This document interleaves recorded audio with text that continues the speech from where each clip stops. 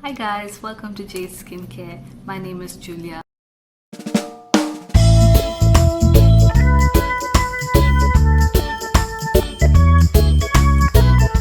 So in this video we're going to be speaking about chemical exfoliants and a specific type of chemical exfoliant. With chemical exfoliant you have your AHAs, your BHAs and your BHAs. So I'm going to talk a little about what AHAs really are and how do they operate. AHAs are an abbreviation for alpha hydroxy acids, and alpha hydroxy acids have different kinds of acids under them. You have glycolic, lactic, mandelic, malic, I think pyruvic, tartaric acid. I'm going to speak a little more to all of these. But these acids are something that you find in various foods. You'll find it in milk, you'll find it in sugar. So they're actually acids that are present in different foods. So they're organic in a lot of ways. They naturally occur in a lot of these foods. So this is where you derive AHAs from. Glycolic acid is something that you get from sugarcane, lactic acid is something that you get from milk, malic acid is something that you get from apricot, blueberries, mandelic acid is something that you get from bitter almonds. Pyruvic acid is a little more complex to get, but you also get it in different kinds of foods like vanilla, Chinese cinnamon. And tartaric acid is something that you get from grapes, avocados, sunflower seeds, apples.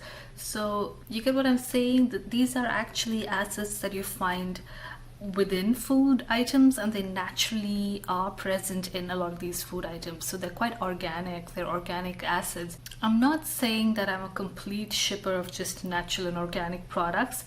I also do understand the need for a lot of chemicals in skincare products, but that's a whole different topic that I can touch on in another time. When we speak about AHAs, we're actually looking at acids that are naturally present in different food items.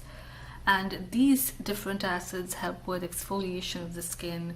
They shed away the skin surface and remove dead skin cells. Our skin naturally exfoliates itself. It replaces, the dead skin cells daily, but this process actually can get slowed down because of sun damage and aging. So, adding AHAs and BHAs to our skincare routine really help boost that whole process of exfoliation so that our skin looks younger, firmer, and even toned. So alpha hydroxy acids are water soluble, they're not oil soluble like your BHAs. So they don't really penetrate deep inside your pores and clear your pores or remove excess oil or sebum from there. But they help with just action on the surface of the skin, which is your epidermis. The topmost layer of the skin, that's where AHAs really play a big role. AHAs are most well known for exfoliation, but they're not limited to exfoliation. You can use AHAs as humectants, you can use them for anti-aging purposes, you can use them to treat skin conditions like psoriasis, acne. The only difference is what is the concentration in which AHAs are used in a product.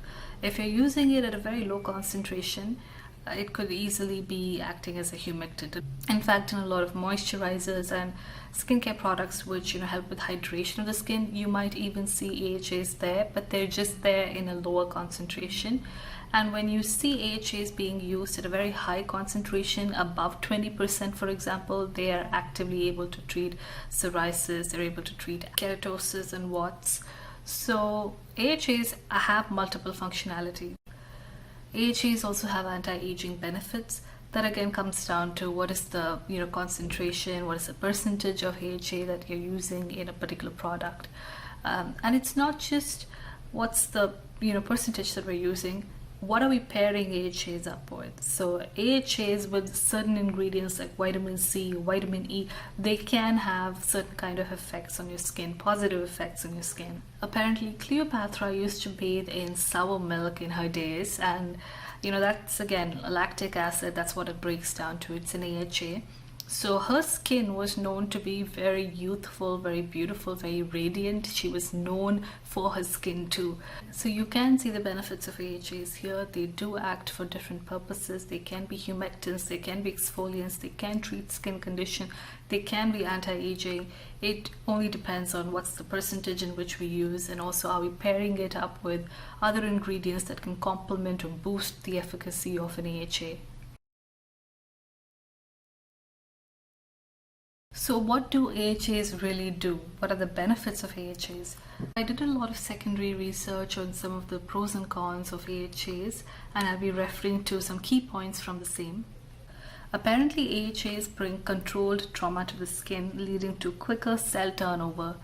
So it's trauma, but it's not to the extent that it damages the skin, but it's in a way that it positively benefits the skin. Like I said, that it kind of shakes up the glue on top of the skin, on top of the epidermis, and loosens up the skin cells, loosens up those molecules so that they're easier to get rid of. That process will help lessen hyperpigmentation and will bring about more even toned skin. So that's again a benefit of using AHAs. You get rid of hyperpigmentation and you're able to have even toned skin. Your complexion will appear a lot smoother and more even toned. Helps with facial rejuvenation. Of course, this is again an anti-aging benefit. It helps refresh the skin. It helps with photoaging, acne and melasma, which are common clinical problems that are treated successfully by AHAs when they are a part of the treatment. So that's again a big one. AHAs help with the treatment of melasma, with the treatment of acne, with the treatment of photoaging. Photoaging could be UV-induced sun damage too. AHAs can help prevent UV-induced skin tumor development. Now, they help minimize the appearance of fine lines and wrinkles, the appearance of hyperpigmentations, mild age spots and scars, and they also help with reducing pore size. So these are the different benefits of AHAs. They're the pros of AHAs. Now let's get to the cons of AHAs. What are the risks that we could actually be putting ourselves to when we use AHAs? Apparently, those with very sensitive skin, especially those that suffer from rosacea, it's better to stay away from AHAs, acid or any kind of acid-based skincare. It's better to stick to PHAs, which is your polyhydroxic acids. Those are a lot more gentler on the skin than AHAs or BHAs. AHAs can increase photosensitivity of skin to UVB radiation. What that essentially means is that if you're using AHAs in your skincare routine, you can easily be a lot more vulnerable to sun damage. Because remember that AHA is exfoliating your skin, is taking away the top barrier of dead skin cells. So when you're exposed to sunlight, there's nothing that really stops the sunlight from damaging your skin a lot more than it would in the past, because that layer is now missing, that barrier is now missing. So you're actually exposing your skin to fresh, younger, new skin that's just right below, and that can get quite easily triggered with UV radiation, which is why it's so important to use sunscreen. Whether you're going outside, whether you're inside the house and there's sunlight coming in, whether you're sitting close to a window or your house is just quite lit up, you want to ensure that you have some kind of sun protection on your face, some kind of sunscreen on your face. For that reason, it's also always better to exfoliate at nights, right before sleeping, and at least to have a gap of 12 hours in between from the time we exfoliate to the time we go out in the sun or have some kind of sun exposure.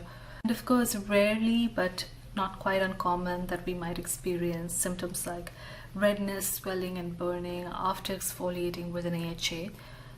We'll have to be aware of what kind of AHA acids are being used in a particular product. Is it something that's suitable for a certain skin type? And sometimes if we over exfoliate, that can again irritate the skin and lead to inflammation, redness, burning, itching. So that's something that we have to be careful of too. The reaction that an AHA product can have on your skin can depend on the concentration of the AHA that is used, the percentage that is used, if it's extremely high or something, and the pH level, does it destabilize the pH that's on your skin, or if there's any other product that you've used before that or you're going to use after that, how is that gonna react on your skin? What's the pH balance that it's gonna strike with the other products that you're using? The next thing is exposure time. If you're using an AHA product on your skin for a very long time, especially those that apply chemical peels on the skin, if it's something that you have on your skin for a very long time or longer than what is suitable for your skin, then it can react. So this is an interesting point which says that AHAs will not work for everyone. It might be suitable to certain skin types, but when I looked into it very deeply, even when we look at the different types of acids that come under AHA, every acid is not suitable for every skin type. The most common one that we've heard of is glycolic acid. It's suitable for Caucasian skin, but it's not suitable for skin of color. I mean, it can irritate skin of color, it can lead to breakouts and hyperpigmentation.